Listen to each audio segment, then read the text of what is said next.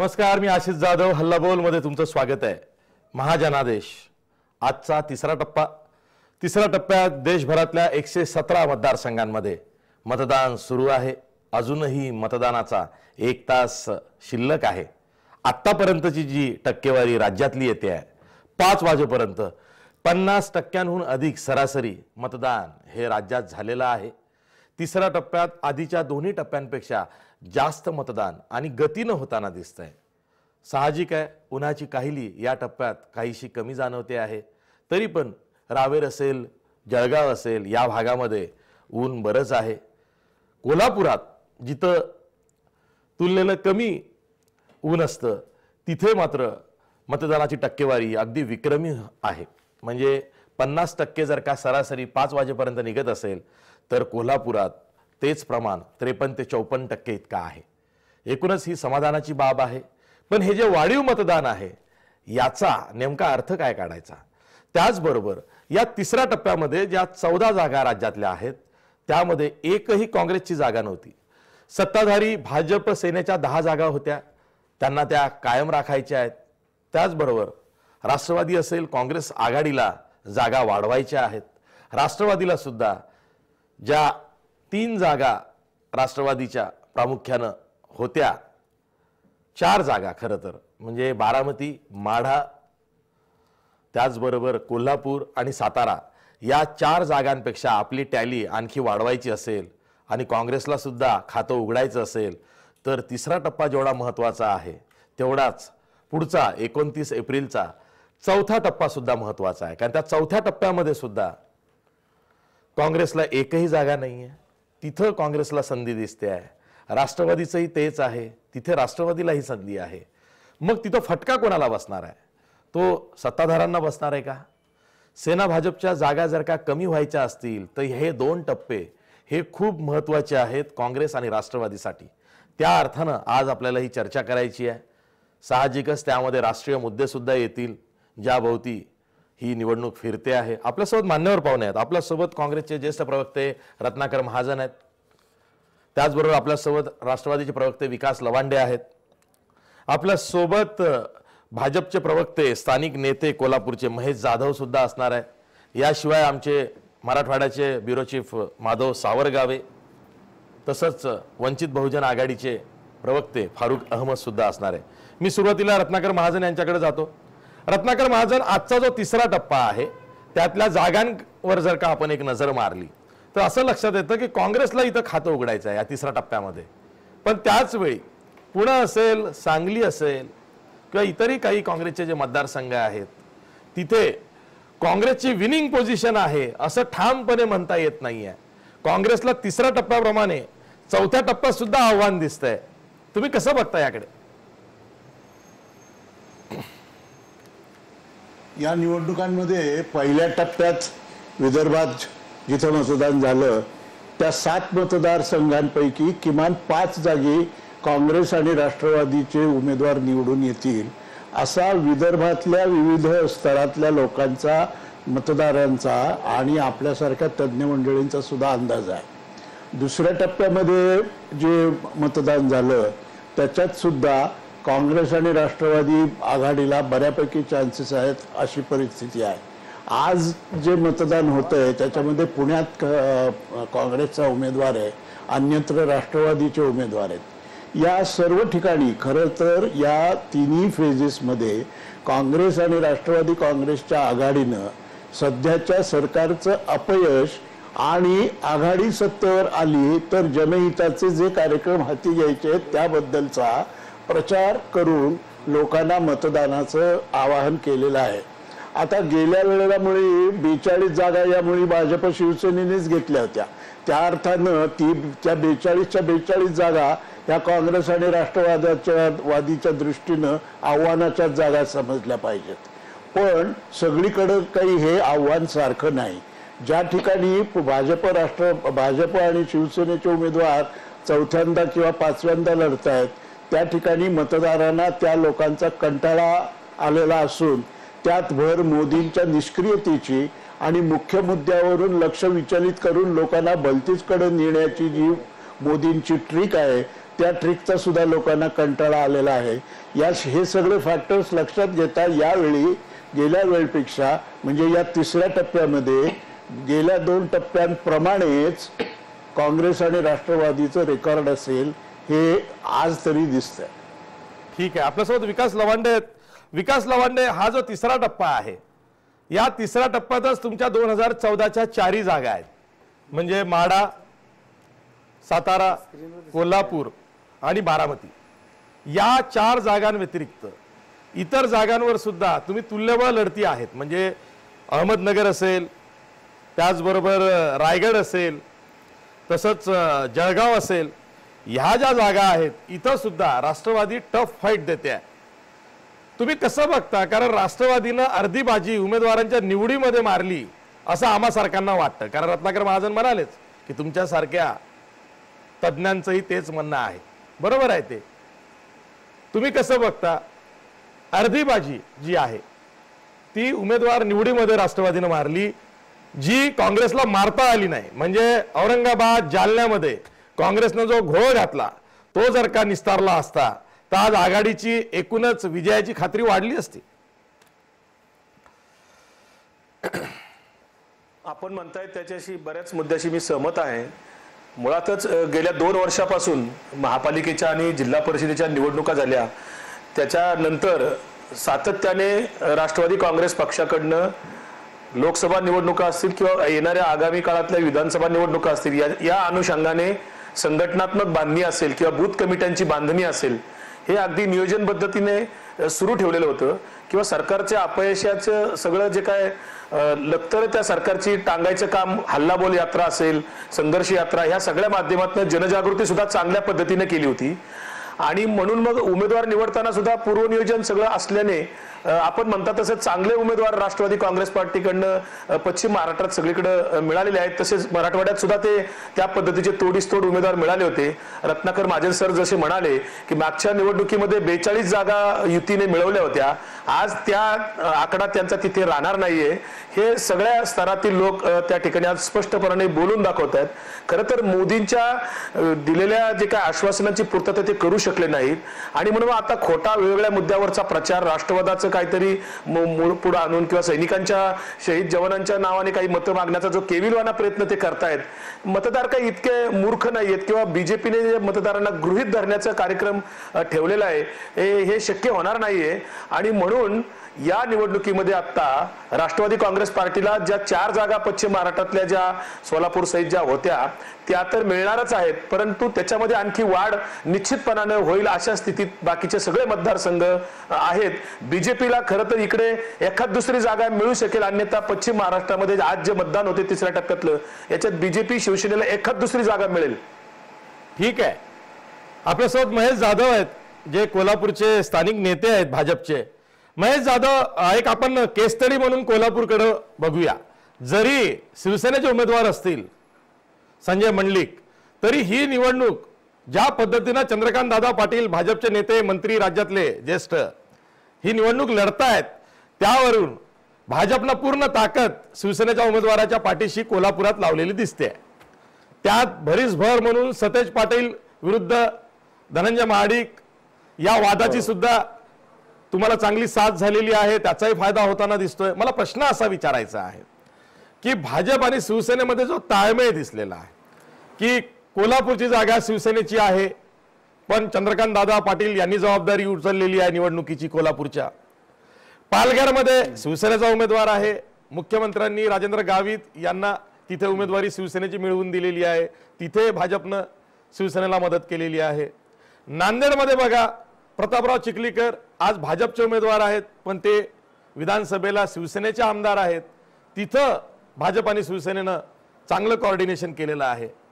ह्या 2 सत्ताधारी पक्षांमध्ये, शिवसेना आणि भाजपमध्ये, या निवडणुकीत रणनीतीभर हुकूम, एकमेकांमध्ये समन्वय सुद्धा आहे, त्याचा फायदा होईल असं वाटतं.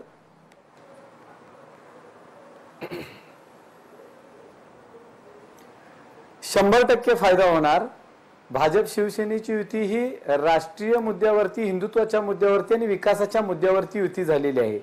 आणि कोल्हापुरामध्ये 2 लोकसभेच्या उमेदवार आहेत, त्यामध्ये कोल्हापूर आणि हातकलंगडे या दोन्ही ठिकाणी शिवसेनेचा जरी उमेदवार असला तरी दोन्ही ठिकाणी अतिशय चांगल्या पद्धतीनं युतीनं प्रचार केलेला आहे। एक तर कोल्हापूरचा जो मतदारसंघ आहे, जे राष्ट्रवादीचे विद्यमान खासदार आहेत ते यावेळेला निश्चित पराभूत होतील आणि 1 लाखाच्या फरकानं पराभूत होतील।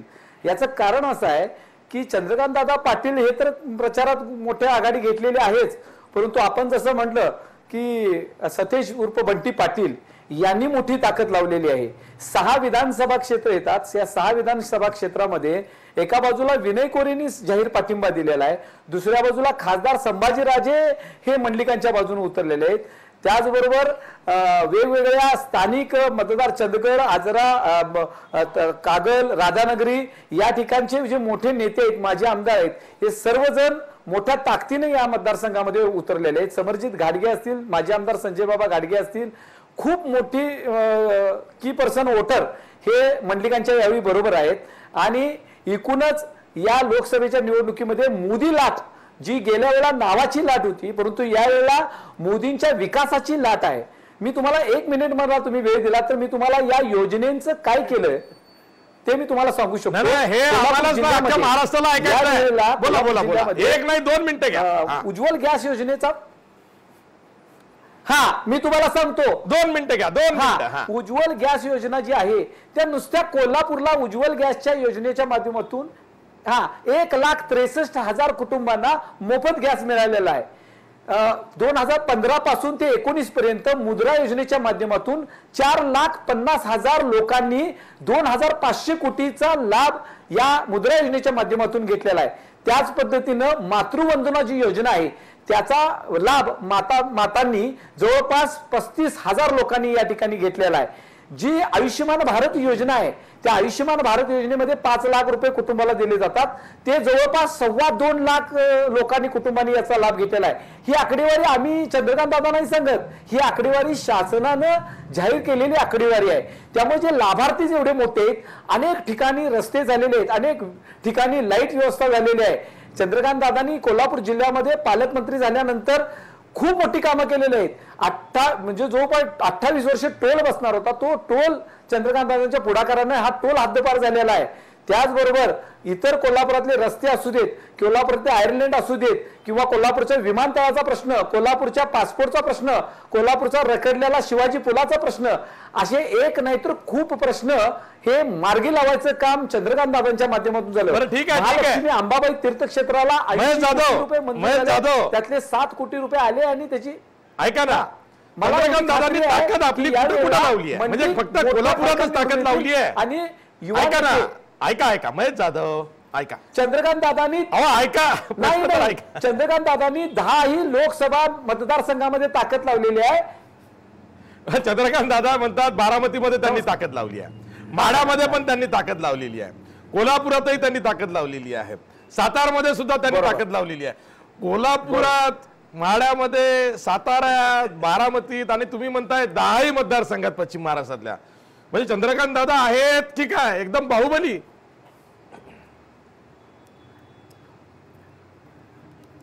बरी ताकद आहे का दादा महाराष्ट्राची? चंद्रकांत दादांची ताकद आहे का? लोकसभेची जबाबदारी त्याची मोठी चर्चा आहे, त्याची मोठी चर्चा आहे। चंद्रकांत दादांची ताकद, त्याची चर्चा आहे सध्या, खूप मोठी ताकद आहे। अच्छा ठीक आहे, मी रत्नाकर महाजनांना विचारणार आहे। रत्नाकर महाजन ताकद निश्चित आहे, चंद्रकांत दादांची ताकद खूप मोठी आहे, पण ती ताकद कशाची आहे त्याच्यावरनं उलट सुलट चर्चा सुरू आहे। म्हणजे काय ती ताकद, काय मसल पॉवर आहे, मनी पॉवर आहे, की आणखीन त्यांचे हितसंबंध आहेत, किंवा त्यांच्या कामाचा आवाका खूप मोठा आहे, किंवा त्यांचं व्यक्तिमत्वच इतकं मोठं आहे की जे जातील तिथे मतदारांवर भुरळ पाडू शकतात। ही ताकद आहे कशी? पण या ताकदीची खूप चर्चा आहे, पण ती नेमकी कोणती ताकद आहे हे कळत नाही। हाच तर प्रश्न आहे। म्हणजे भारतीय जनता पक्षाच्या ज्या लोकांना हवा भरून मोठं केलेलं आहे आणि त्यांच्या सामर्थ्याची, ताकदीची आणि शक्तीची जी एक हवा निर्माण करून ठेवलेली आहे, त्या हवेच्या आधारे समोरच्या माणसाला बिचकवायचं, समोरच्या माणसाला ताकद दाखवून बिटकुळी काढून दाखवायची आणि त्या आधारे मतदारांवर वचक निर्माण करायचा आणि त्यांना आपल्याला मतदान करण्याला भाग पाडायचं। ही एक गोष्ट झाली. आणि दुसरी प्रचाराची रीत अशी आहे की धडा धडा धडा धडा आकडे तोंडावर फेकायचे. आता ही उज्ज्वला गॅस योजना, अहो त्या उज्ज्वला गॅस योजनेचं वस्त्रहरण गेल्या 6 महिन्यापासून सगळ्या समाज माध्यमांवर होतंय.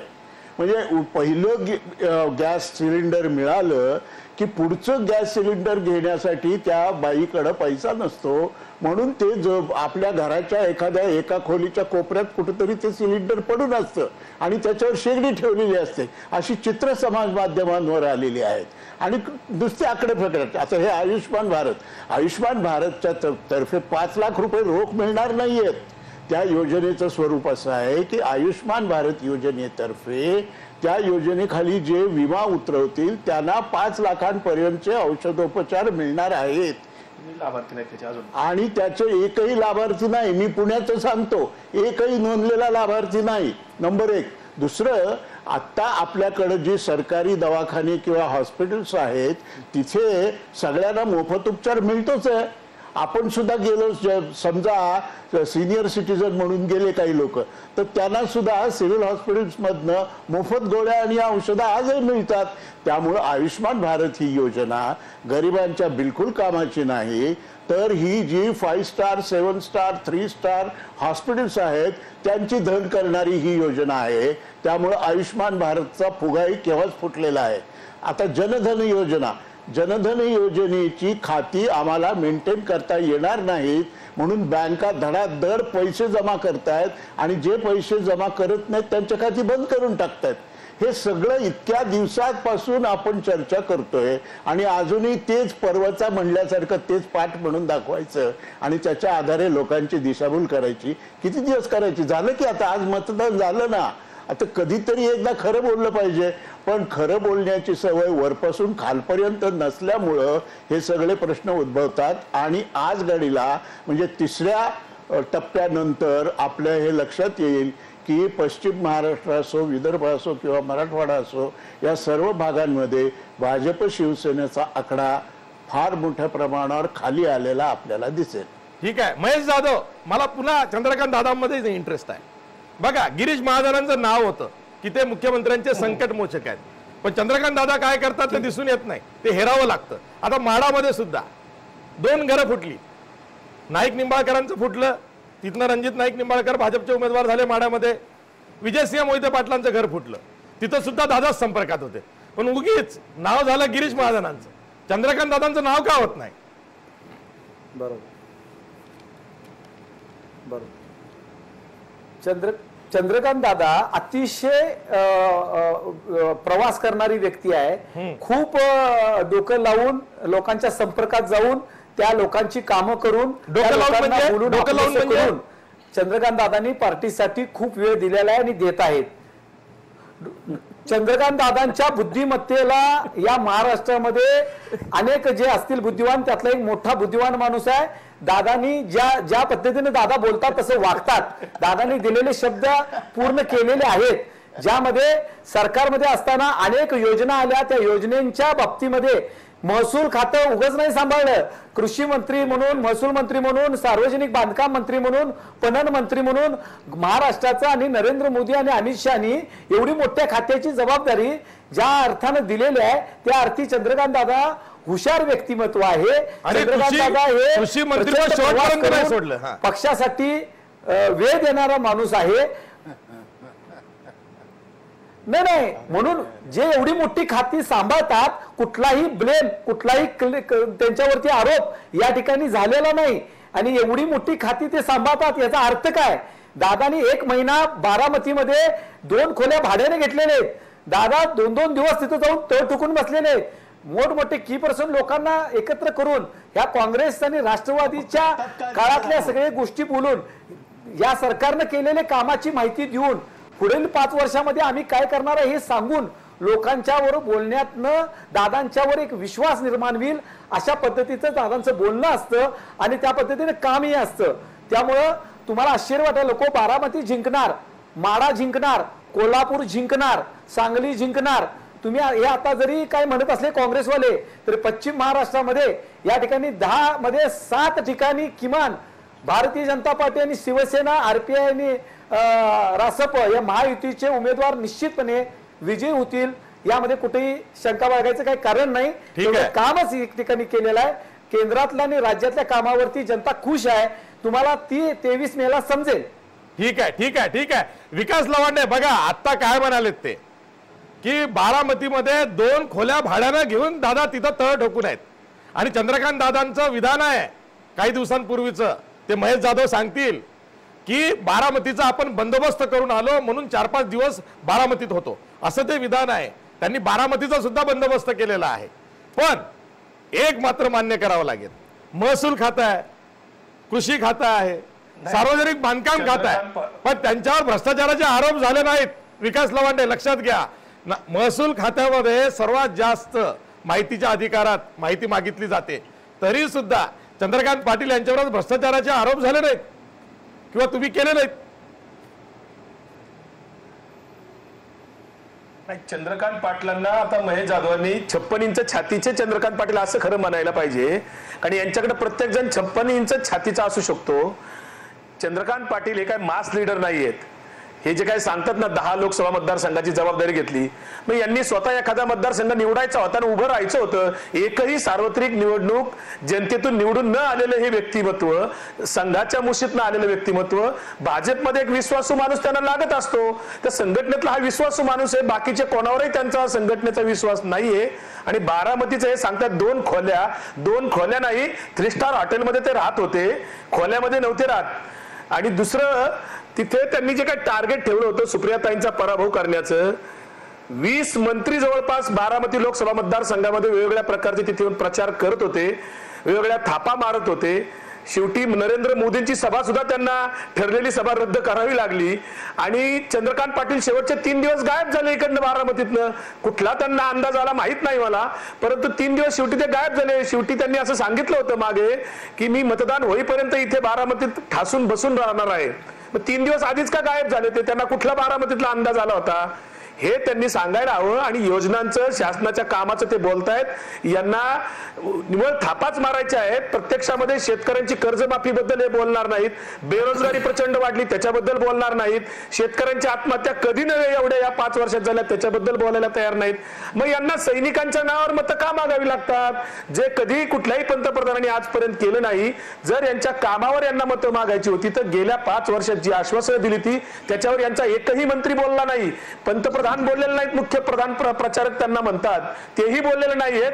मग यांनी पवार घराण्यावर टीका करायला सुरुवात केली. पवार घराण्यावर व्यक्तिगत पातळीवर टीका करायची यांना का गरज भासली? कारण राष्ट्रीय पातळीवरची निवडणूक असताना लोकसभेच्या पातळीवरचे मुद्दे न मांडता एकदा खाजगी पातळीवरचे मुद्दे मांडायचे आणि घराणेशाहीचा आरोप करायचा. तिथे जे उमेदवार सुप्रियाताईंच्या विरुद्ध दिले कांचन कुल ते घराणेशाही नाहीये का? जवळपास 40-50 वर्ष कुल कुटुंब तिथे दौंड तालुक्यामध्ये घराणेशाहीच आहे.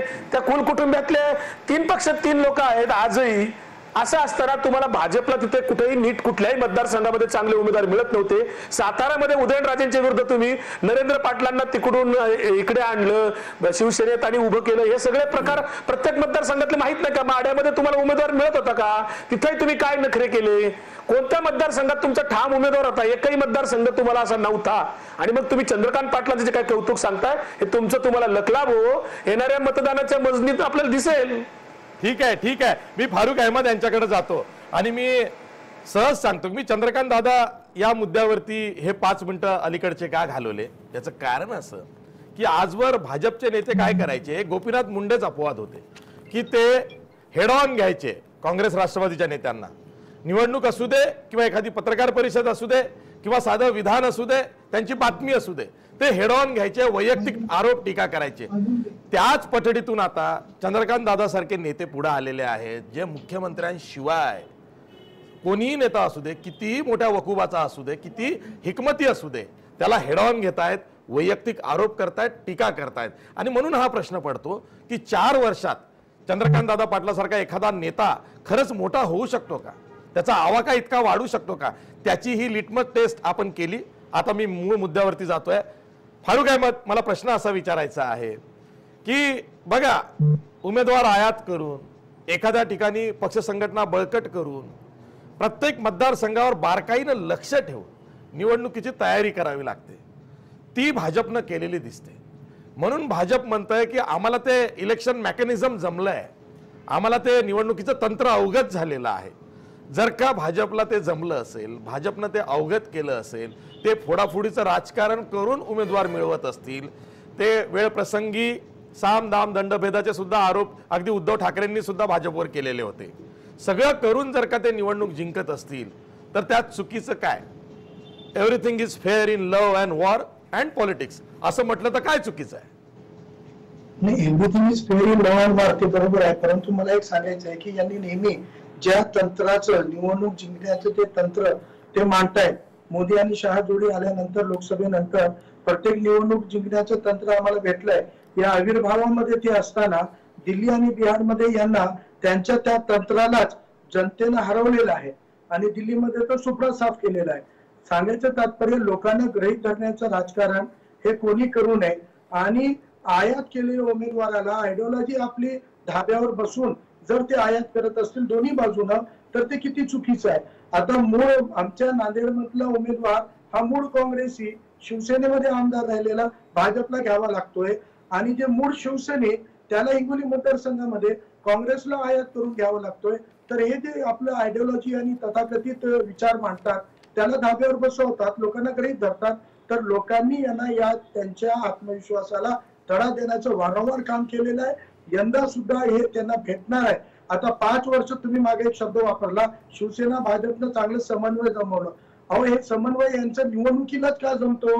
5 वर्ष जनतेचे काम करताना आपसामध्ये संघर्ष ठेवतात, तेव्हा मग हिंदुत्व आणि विकास कुठे जातात यांचे? 5 वर्ष एकमेकाला शिवा घालवायचे आणि निवडणूक आली तर समन्वय घडवतात. लोक इतके मूर्ख नाहीत ना, लोकांना करून चुकतंय की निवडणुकीपुरते यांनी स्वार्थापोटी केलेला समन्वय आहे आणि या दोघांना तडा देण्याचं काम जनता करणार आहे, जनता करत आहे आणि ते निवडणुकीच्या माध्यमातून दिसून येत आहे आपल्याला. ठीक आहे, आपल्यासोबत माधव सावरगावे सुद्धा आहेत, आमचे मराठवाड्याचे ब्युरो चीफ आहेत जय महाराष्ट्र न्यूजचे. माधव, जालना आणि औरंगाबाद हे जे 2 मतदारसंघ आहेत, जालना तर रावसाहेब दानवेंचा मतदारसंघ आहे, 4 वेळेचे ते खासदार आहेत, पुन्हा 5व्यांदा आता निवडणूक लढवत आहेत, कदाचित ते पुन्हा लोकसभेवर जाऊ शकतात अशी परिस्थिती भाजपनं निर्माण केलीच असेल.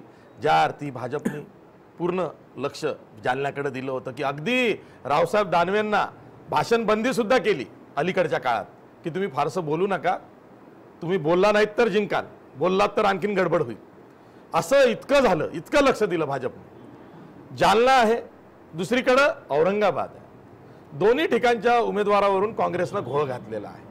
तरी सुद्धा निवडणूक या दोन्ही ठिकाणी रंगते आहे, याचं कारण काय दिसतंय?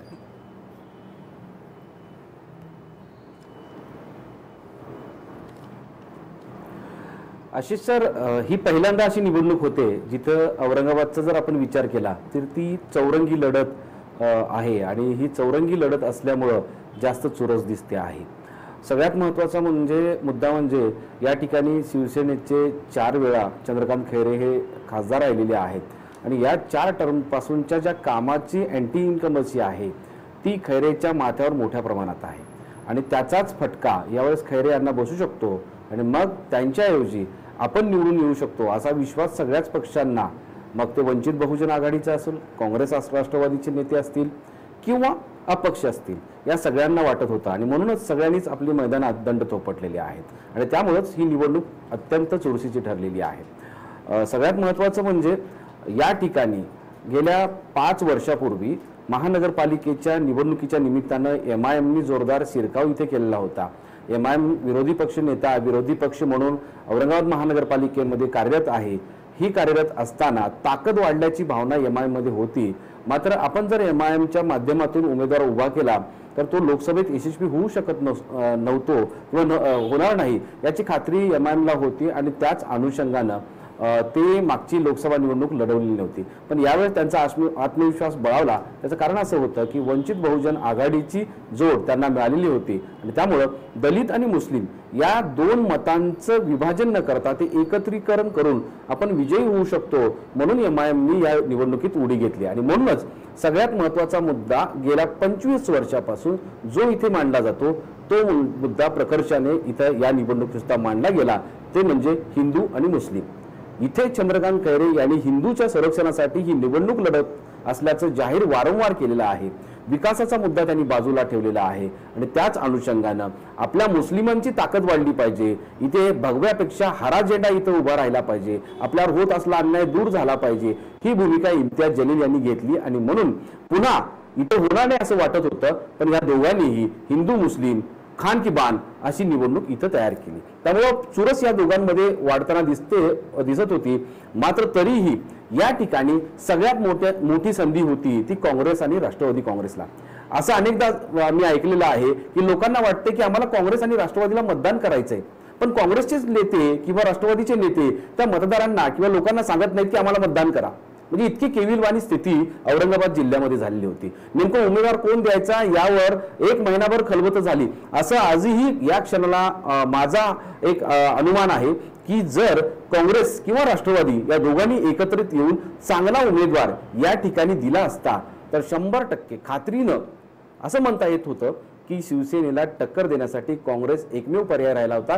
किंबहुना काँग्रेसला एक जागा मिळाली असती किंवा ती वाढली असू शकते, पण काँग्रेस आणि राष्ट्रवादीच्या नेत्यांमध्ये असलेले एकमेकांबद्दलचे दुश्वास इथे या निवडणुकीमध्ये अत्यंत वाईट पद्धतीने समोर माधव राष्ट्रवादीला मध्ये काय बोलतोय?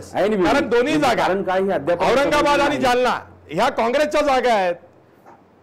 औरंगाबादची जागा काँग्रेसने राष्ट्रवादीला सोडलेली नव्हती किंवा सोडण्याचा विचारही नव्हता। ही सर मुद्दा असा आहे की या ठिकाणी दोन्हीची आघाडी आहे। आघाडीच्या निमित्तानं दोघेही एकत्र काम करावेत असं आवाहन दोन्ही पक्षाच्या नेत्यांनी केलं होतं। म्हणून इथे भूमिका ही राष्ट्रवादीचेही खूप सारे प्रयत्न होते की जर सतीश चव्हाण यांना उमेदवारी मिळाली असती तर या निवडणुकीमध्ये ते सरस ठरले असते। मी तोच मुद्दा सांगतोय, मी आरोप करत नाही किंवा माझा अनुमान आहे की राष्ट्रवादीला जर ही जागा दिली असती काँग्रेसने तर ती जागा निघू शकली असती।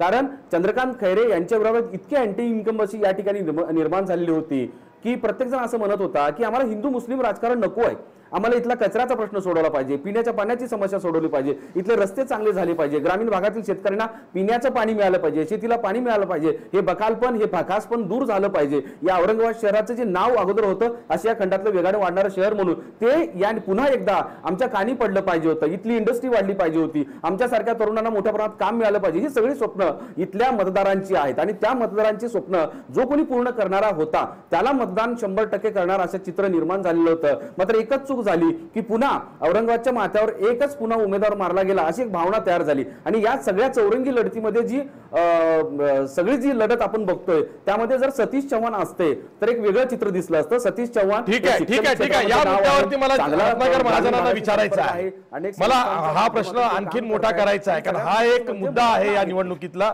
ज्यावरती जास्त चर्चा झालेली नाहीये, ती म्हणजे मराठा आरक्षणानंतर जी काही समीकरण स्थानिक पातळीवरती नव्यानं समोर आली ती हेरण्यात राष्ट्रवादीला जसं यश आलं किंवा काँग्रेसला 5 कुणबी उमेदवार देऊन विदर्भाच्या पहिल्या टप्प्यात ते यश मिळताना दिसतंय, तसं इतरत्र का काँग्रेसला ते हेरता आलं नाही त्या मुद्द्यावरती मला यायचं आहे, पण ब्रेक नंतर।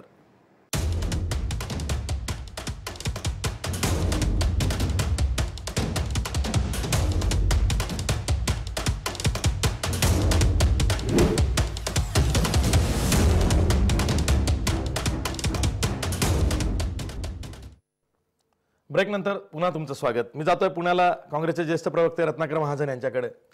महाजन सर, प्रश्न असा आहे की बघा, मराठा आरक्षणासाठी मराठा क्रांती मोर्चे निघाले, औरंगाबादमध्ये सुद्धा खूप मोठा मोर्चा निघाला 5 लाखाचा आणि त्यानंतर सगळ्यांना वाटलं की हा मोर्चा सुद्धा अभ्यासाचा विषय आहे आणि खरंच एवढी मोठी गर्दी एखाद्या समाजाची आरक्षणाच्या मुद्द्यावरती, तो सुद्धा मराठा समाज जो आतापर्यंत या आविर्भावात राहत होता की आपल्याला आरक्षणाची गरज नाही किंवा ते कमीपणाचं आहे, पण लोक जमलीत, रस्त्यावर मोर्चे काढले, ते समीकरण लक्षात घेऊन नंतर मराठा आरक्षणाचा विषय आला, कोर्टात खटला सुरू झाला, त्यानंतर भरतीची प्रक्रिया सुरू झाली, त्यामध्ये गोंधळ सुरू झाला, कोर्टात सुनावणी दरम्यान अनेक आर्ग्युमेंट काउंटर आर्ग्युमेंट झाले, त्याचा फायदा उचलण्याचा त्यातला त्या शेतकरी वर्गामध्ये जो रोष आहे तिथं जर का बघितलं तर मराठा कुणबी समाज मोठ्या संख्येनं आहे, ते बघता असं अनेकांना असं वाटतं की जसा प्रयोग तुम्ही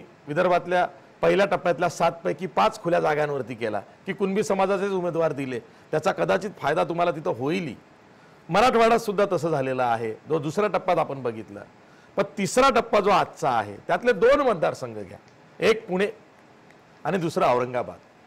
औरंगाबादमध्ये जसं आता माधव सावरगावे म्हटलं, तिथं जर का एखादा मराठा क्रांती मोर्चाच्या अनुषंगाने उमेदवार दिला गेला असता किंवा अर्जुन खोतकर यायला तयार होते जालन्यामध्ये काँग्रेसमध्ये, पण त्यांना उमेदवारीचा जो घोळ घातला गेला, कारण मध्यंतरी अब्दुल सत्तार यांनी सांगितलं की त्यांचं तिकीट हे द्यायलाच हवं होतं, त्यासाठी खूप प्रयत्न झाले पक्षाकडून, ते स्वतः मध्यस्थी होते. पण जेव्हा त्यांचं मातोश्रीवरती भाजपबरोबर पॅचअप झालं त्यानंतर AICCतून फोन यायला लागले की आता अर्जुन खोतकरांना आपल्याकडे आणा. असे जे घोळ झाले, किंवा प्रवीण गायकवाड घ्या फॉर एक्झाम्पल, इथे त्यांचा पक्षप्रवेश करून घेतला मल्लिकार्जुन खरगेंनी, पण त्यांना तिकीट नाकारलं. ही जी काही समीकरणं जुळवून आणण्याची बाब असते, यामध्ये काँग्रेस कमी पडलं असं वाटतंय अनेक ठिकाणी. कारण शेवटी इलेक्टिव्ह मेरिट तर इलेक्टिव्ह मेरिट.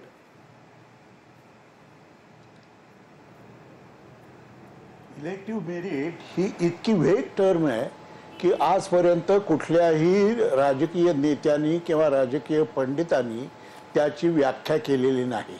त्यामुळं ज्याला जे वाटतं ते इलेक्टिव्ह मेरिट, अशी खरं म्हणजे इलेक्टिव्ह मेरिट या शब्दाची सध्याची अवस्था आहे. मला वाटतं मी निवडून येईल, मी पक्षाच्या धोरणांचा सच्चा वाहक आहे, मला लोकांचा पाठिंबा आहे, या आधारावर इलेक्टिव्ह मेरिट मोजायचं का आणखीन दुसऱ्या कुठल्या निकषांवर मोजायचं, हा इलेक्टिव्ह मेरिट संबंधीचा घोळ आजपर्यंत जसा चालू आहे तसाच तो पुढे चालू राहील. त्यामुळं ती चर्चा फार गहन आणि फार मोठी चर्चा आहे. मराठा आरक्षणाबद्दल आपण जे बोललात ते खरं असं आहे की ती एक पक्षनिरपेक्ष मागणी होती आणि त्या मागणीभोवती जमा झालेलं आंदोलन हे पक्षनिरपेक्ष होतं. एकाच वेळी ते पक्षनिरपेक्षही होतं आणि सर्वपक्षीयही होतं. अशा परिस्थितीमध्ये या असंतोषाचा फायदा घेण्यासाठी सर्व राजकीय पक्षांनी आपापल्या परीने प्रयत्न करावेत ही अपेक्षा असली तरी सगळेच पक्ष असं करतील असं नाही. आणि काँग्रेस पक्षानं आपल्या पक्षीय स्वार्थाच्या दृष्टीनं या आंदोलनाकडे बघितलं नाही. उलट काँग्रेस पक्षाची यावेळची दृष्टी त्याबद्दलची कॉशियस होती, ॲक्टिव्ह पार्टिसिपेशनची नव्हती. त्याची ती काय जी कारणं आहेत ती आहेत. पण आज आता आपण कुठं आहोत, आज आपण अशा टप्प्यावर आहोत की आज मतदानाला सुरुवात झालेली आहे. त्यामुळं दिलेल्या उमेदवारांबद्दल मतदारांचा निर्णय काय येतो हा आज नंतरच्या पुढच्या आठवड्याभरातला प्रश्न आहे. त्यामुळे जे झालं ते होऊन गेलं, त्याच्याबद्दल काही आज शोक करण्यात किंवा आज पश्चाताप करण्यात किंवा त्याचं पोस्टमॉर्टम करण्यात काय फारसा अर्थ आहे असं मला वाटत नाही. आता मराठवाड्याचं आपण जे म्हणालात, आपल्याला माहिती असेल की काँग्रेस पक्षाने गेल्या 6 महिन्यामध्ये सर्व राज्याच्या सर्व भागामध्ये जनसंघर्ष यात्रा जी काढली, त्या जनसंघर्ष यात्रेमध्ये आपण म्हणतात ते सगळे प्रश्न काँग्रेस पक्षाच्या वतीने मांडण्यात आले आणि त्याला उत्स्फूर्त प्रतिसाद मिळाला. हे आपले त्या यात्रेत सहभागी असलेले प्रतिनिधी सुद्धा आपल्याला सांगतील.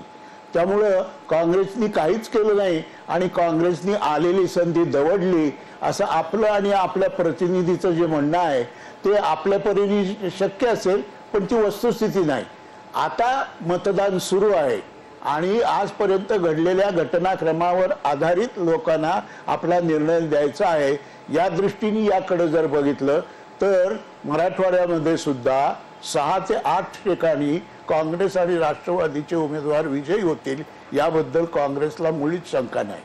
ठीक आहे. आपल्यासोबत विकास लवांडे सुद्धा आहेत.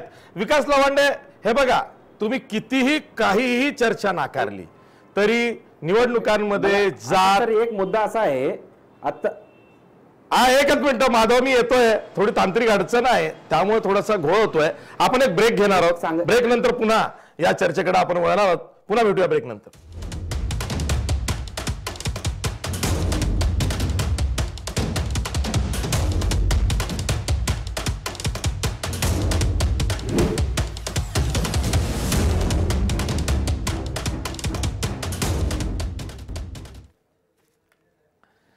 निवडणूक ही खरं तर रणनीती करून व्यूहरचना आखून लढायची असते आणि त्या अनुषंगानं आपण ही चर्चा करतो. मी पुण्याला जातोय विकास लवांडे यांच्याकडे, राष्ट्रवादीचे प्रवक्ते आहेत. विकास लवांडे, बघा, मी जाणीवपूर्वक हे नेहमी सांगतो की किती काळ आणला की जात निरपेक्ष निवडणूक लढायला हवी, आमचा पक्ष हा धर्मनिरपेक्ष आहे किंवा निधर्मी आहे वगैरे वगैरे, तरी निवडणुकांमध्ये जात ही अपरिहार्यता आहे.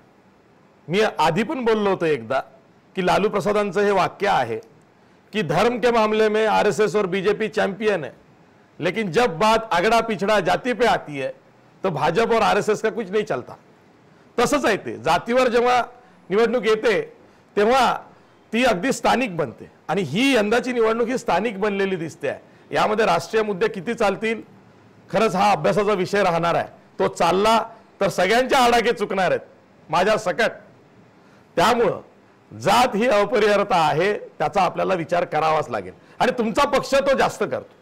म्हणजे राष्ट्रवादी काँग्रेसनं आपल्या उमेदवारांची जर का यादी स्वतःच पडताळून बघितली तर मग राष्ट्रवादी काँग्रेसला जो मराठांचा पक्ष म्हणून पत्रकार हिणवतात त्यात चुकीचं काही वाटत नाही.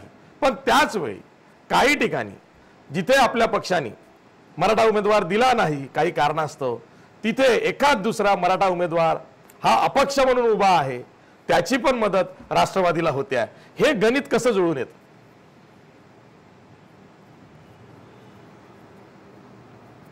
आपण म्हणता ते एक वाक्य मला मान्य आहे की निवडणुकामध्ये जातीय समीकरणं ही अपरिहार्य आहेत, हे आहेच आहे. परंतु दोन विचार आपल्या देशामध्ये आहे. आपली संसदीय लोकशाही व्यवस्था, आपण शासन व्यवस्था जी चालवतोय ही धर्मनिरपेक्ष म्हणून चालवतोय. ग्रामपंचायत असेल, महानगरपालिका असेल, विधिमंडळ असेल, संसद असेल, शासन व्यवस्था, न्यायपालिका ह्या धर्मनिरपेक्ष असाव्यात ही घटनेचा आम्ही आपल्या सर्वांचं ते एक तत्व आहे. त्याचं जाहीररित्या आपण ही धर्मावर आधारित असावं हे काही समर्थन कधी आमचा पक्ष किंवा आमच्या नेत्यांनी कुणीही कधीही केलेलं नाही. म्हणून आम्ही धर्मनिरपेक्षच पार्टी आहोत. समाजामध्ये वावरत असताना आम्ही सर्व धर्म समभावी आहोत हे लक्षात घ्या आपण. आणि आपण म्हणताय मराठ्यांची पार्टी, हे दादांत खोटं आहे असं मी मानतो. आमच्या पक्षामध्ये सर्व जाती धर्माचे लोक वेगवेगळ्या पदावर, प्रमुख पदावर आहेत. तुम्ही नावं घ्यायला खरं तर लागू नयेत, मला ते आवडत नाहीये.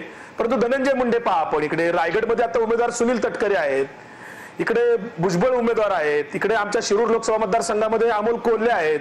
हे मराठा आहेत का? त्यामुळे ही जी नावं आपण पाहिली, इकडे आमचे प्रवक्ते मुख्य जे आहेत पक्षाचे नेते नवाबाई मलिक आहेत, उपाध्यक्ष आहेत, उमेदवारांचं आहेत, सर्व जाती मी उमेदवारांचं म्हणतोय आहेत. ऐका ना विकास लवांडे, मी उमेदवारांची यादी म्हणालो. रायगडमध्ये सुनील तटकरे कोण आहेत?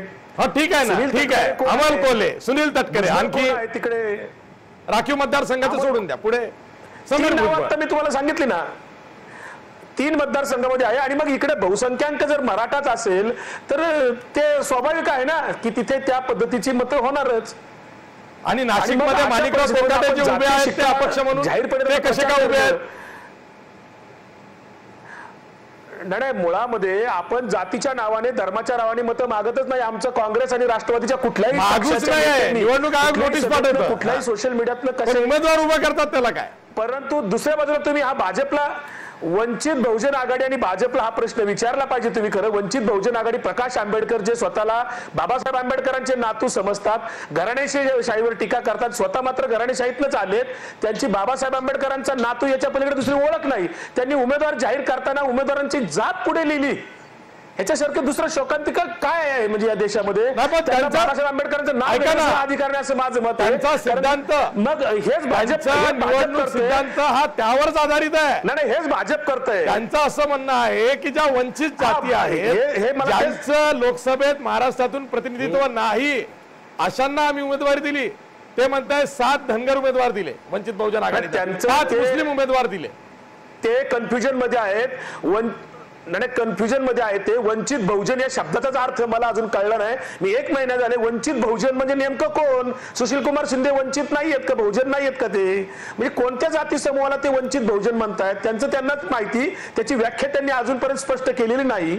आणि भारतीय जनता पार्टी धर्माच्या नावावर अप्रत्यक्षपणे रोज मतं मागतायत. त्यांचे नॅशनल नेते असतील, राज्यातले नेते असतील, रोज धर्माच्या नावाने मतं मागतायत. ते पाकिस्तानला शिव्या घालतायत, म्हणजे अल्टिमेट इथल्या मुस्लिमांना ते शिव्या घालत असतात. जे बोलतायत आता दिवाळीला उडवायचे का, हे सगळं.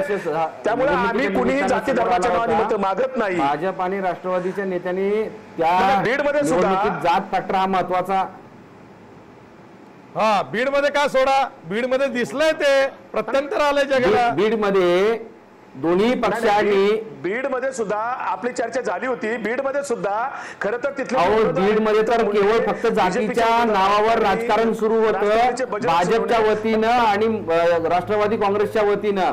ती केवळ निवडणूक पहिल्यांदा अशी झालेली आहे की जातीच्या नावावर झालेली आहे. आणि काय हे दोन्ही पक्ष किंवा कुठलाही पक्ष काय सांगतात की जातीच्या नावावर या निवडणुका आम्ही लढवत नाही. मराठवाड्यातल्या एकूण 8ही मतदारसंघामध्ये सगळ्या उमेदवारांनी जातीची समीकरणं जातीची गणितं लावून या प्रचारामध्ये सहभाग नोंदवला होता, प्रचार केला होता. हा हे सत्य आहे निवडणुकीचं. बीड मध्ये दोन्हीकडनं मुंडे विरुद्ध मुंडे अशीच लढाई होती. पंकजा मुंडे विरुद्ध धनंजय मुंडे असाच सामना होता तिथे. असं कसं, उमेदवार मराठा होता की. अहो काय सांगता, मी स्वतः तिथं होतो. अहो मी स्वतः होतो. अहो मी तिथं स्वतः होतो. ते काय सांगता तुम्ही? धनंजय मुंडे जातीच्या नावाने मतं मागत होते का? धनंजय मुंडेंनी जातीवर मतं मागितली का? ठीक आहे बरं, वंचित बहुजन आघाडीचा प्रश्न आहे, त्यांच्याकडे जाऊया. वंचित बहुजन आघाडीनं फारुख अहमद ऐका, वंचित बहुजन आघाडीनं आता ते म्हणतात की वंचित आणि बहुजन यातला फरक कळत नाही. अरे तो अनेकांना कळालेला नाही. म्हणजे बहुजनांमधलं धनगर घ्या, तेली घ्या, वंजारी घ्या, माळी घ्या, हे वंचित कसे हो? तेच आता त्यांना आहे ना, त्यांच्या सोयीचं नाही आहे ना. त्यांनी विशेषतः काँग्रेस राष्ट्रवादी वाल्यांनी आणि बीजेपी वाल्यांनी ओबीसीचे मतं घेऊन आणि यांनी दलित मुसलमानांचे मतं घेऊन ज्यांना बहुजन वर्गातल्या ज्या छोट्या छोट्या जातींना वंचित बनवलेलं आहे सत्तेपासून, त्यांनी ते वंचित घटक कोण? तेच वंचित. ज्यांना यांनी तिकीट नाकारतात, त्यांची संख्या परत विचारतात, त्यांना विचारतात तुझ्या जातीचे लोक किती आहेत, छोटी जात आहे, निवडून येत नाही. हे निकष या पक्षाने लावलेले आहेत. मला विकास नलावडे यांना सांगायचं आहे की अहो तुम्ही आता इथे मुद्दा मांडताय वंचितची व्याख्या. अहो आरक्षणाची व्याख्या करताना जातचा निकष का लावलं? जे जात म्हणून तुम्ही वंचित ठेवलं ते जात म्हणून तुम्हाला न्याय करावा लागेल. विषमता दूर करण्यासाठी ते निकष आहेत. तेच सत्तेपासून तुम्ही ज्या ज्या घटकांना, ज्या ज्या बहुजनातील जातींना दूर फेकण्याचं काम गेल्या 40-50 वर्षामध्ये विशेषतः केला, त्या जातींना जात म्हणून न्याय करावा लागेल. म्हणून बाळासाहेबांच्या पुढाकारातून हे सगळे छोटे छोटे घटक एकवटून त्याचं मागे उभं राहिलेले आहेत. पण हे स्वीकारणं तुमच्या सोयीचं नाही आहे, म्हणून ते तुम्ही स्वीकारणार नाही. पण तुमचे जे कर्तृत्व राहिलेले आहेत गेल्या 40 वर्षात 50 वर्षात, त्याच्या तुमच्या या 50 वर्षाच्या पापातूनच या छोट्या छोट्या जाती सत्तेपासून वंचित राहिलेत. तुम्ही त्यांना तर सत्तेपासून वंचित ठेवलात तर ठेवलात, पण त्यांचे ते जीवन मरणाचे प्रश्न आहेत त्याचं प्रतिनिधित्व सुद्धा तुम्ही केलेलं नाहीये. त्यांच्या समाजाची आवाज तुम्ही उठवलेली नाही, विधानसभा असो की लोकसभा असो. मग त्यांचे प्रश्न कोण मांडणार आहे? म्हणून या जाती आता ठीक आहे रत्नाकर महाजन, या प्रश्नावरती तुम्ही पण उत्तर द्या. कारण अल्टिमेटली ब्लेम हा काँग्रेसला सुद्धा जातो की यांना वंचित ठेवला असा त्यांचा रोष आहे. नाही, तो रोष असेल तो असू द्या. कारण कुठल्याही भारतीय नागरिकाला लोकशाहीवर आणि लोकशाहीत महत्वाच्या असलेल्या पक्षांवर प्रेम किंवा रोष ठेवण्याचा अधिकार आहे. फक्त गैरसमजातून आरोप होऊ नयेत एवढीच त्याची अट आहे. उदाहरणार्थ वंचित आणि बहुजन हे दोन्ही शब्द जातीवाचक नाहीत. म्हणजे ज्याला ज्याला शासन संस्थेकडून मिळणाऱ्या सेवा सुविधा सवलतींचा फायदा मिळाला नाही किंवा सामाजिक उतरंडीमध्ये त्याला आवश्यक असलेली संधी किंवा सन्मान मिळाला नाही, तो सारा वंचित. असा वंचित वर्ग प्रत्येक जातीमध्ये असतो. काही जातीच वंचित आहेत आणि काही जाती वंचित नाहीत अशी काही भारतीय समाजातली अवस्था नाही. मुळात कास्ट इन इंडिया या नावाचं डॉक्टर बाबासाहेब आंबेडकरांचं जे पुस्तक आहे त्या पुस्तकामध्ये त्यांनी आपल्या जाती व्यवस्थेची ही व्यामिश्रता व्यक्त केलेली आहे. म्हणून घटनेमध्ये बॅकवर्ड क्लासेस ऑफ सिटीजन याचा प्रत्यक्षातला अर्थ जाती असा होतो हे तर्कानं बाबासाहेबांनी आपल्याला सांगून दिलेलं आहे, पटवून दिलेलं आहे. त्यामुळं अमुक एका जाती म्हणजे वंचित किंवा बहुजन हा समज लोकशाहीमध्ये चुकीचा आहे. नंबर 1. दुसरं असं की तसाच जर विचार करायचा झाला तर 4200 जाती आहेत हो. प्रत्येक जातीतल्या एकेकाला प्रतिनिधित्व द्यायचं ठरलं तर महाराष्ट्राच्या विधानसभेच्या किंवा लोकसभेच्या किती जागा वाढवाव्या लागतील. अर्थात हा झाला वरवरचा विचार. आपण जर तात्विकदृष्ट्या विचार करायचा म्हटलं तर काँग्रेस सारख्या पक्षानं आजवर अनेक वेळेला, म्हणजे महाराष्ट्राचे दुसरे मुख्यमंत्री कोण होते? मारुतराव कंदमुवार. त्यानंतर 11 वर्ष वसंतराव नाईक आणि त्यानंतर 5 वर्ष सुधाकरराव नाईक. हे कोण होते? बॅरिस्टर अंतुले. कोण होते? सुशीलकुमार शिंदे. कोण होते? मगाशी विकासनी सांगितल्याप्रमाणे अशा पद्धतीनं आपण नावं घेऊन त्यांच्या जातीचा उल्लेख करणं हे पाप आहे, सामाजिक दृष्ट्या पाप आहे. पण तरीही ते घ्यावं लागतं जेव्हा असे वरवरचे मुद्दे आणि अत्यंत तर्कदुष्ट असे मुद्दे समोर येतात, त्यावेळेला हा उल्लेख करावा लागतो. अन्यथा हा उल्लेख सुद्धा करता कामा नये. इतकी सामाजिक समता आपल्या समाजामध्ये आली पाहिजे.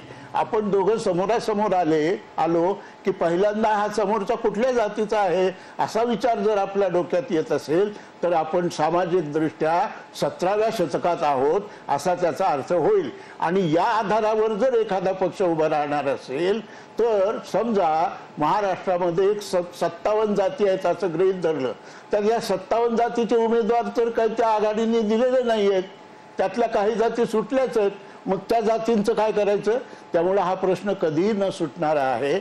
आणि म्हणूनच सामाजिक समतेच्या दृष्टिकोनातून, सर्वांना समान संधीच्या दृष्टिकोनातून, घटनेनं दिलेल्या प्रक्रियेतून या राजकीय पक्षांच्या एकूण व्यवहाराकडे पाहिलं पाहिजे. आणि जेव्हा आपल्याला तो व्यवहार पटत नसेल निवडणुकाच्या माध्यमातून रद्द केला पाहिजे. मी शेवटी एक प्रश्न विचारतोय, सगळ्यांना विचारतोय, मला हो की नाही उत्तर हवंय. मी सुरुवात करतोय ती रत्नाकर महाजन यांच्यापासूनच. हिंदुत्वाचा मुद्दा दिसत नाहीये, विकासाचा मुद्दा दिसत नाहीये. ही निवडणूक जातीच्या मुद्द्यावरती लढली गेली आहे महाराष्ट्रात, तरी हो किंवा नाही? नाही, मला असं वाटत नाही. ठीक आहे. विकास लवांडे, ही यंदाची निवडणूक जातीय समीकरणावरच निकाल लागतील असं वाटतंय? अजिबात नाही, जातीवर नाहीये. ठीक आहे. महेश जाधव, जातीपातीवरच निवडणूक लढवली जाते असं वाटतंय?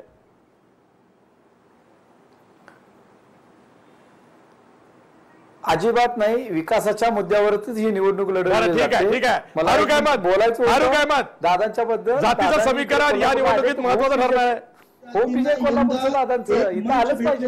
वंचित बहुजन आघाडीच्या माध्यमातून आणि या वंचित जातींनी आपल्याकडे लक्ष वेधून घेतलेलं आहे आणि या निवडणुकीमध्ये ते प्रकर्षानं मांडलेलं आहे आणि लढलेले आहे. माधव, जातीचाच फॅक्टर या निवडणुकीत महत्त्वाचा दिसतोय, निकालामध्ये तो दिसेल?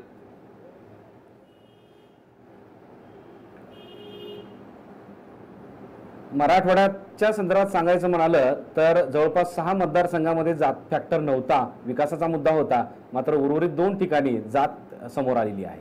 ठीक आहे, ठीक आहे. निवडणुकीचे निकाल हे 23 मेला लागणार आहे. तिसऱ्या टप्प्याचं मतदान हे महाराष्ट्रात आणि देशात 6 वाजेपर्यंत होणार आहे. ते पार पडतंय थोड्याच वेळात. आणि तिसऱ्या टप्प्यातली महाराष्ट्रातली तरी टक्केवारी ही खूप समाधानकारक आहे. ती 60% जास्त होते आहे असे रिपोर्ट्स मिळत आहेत.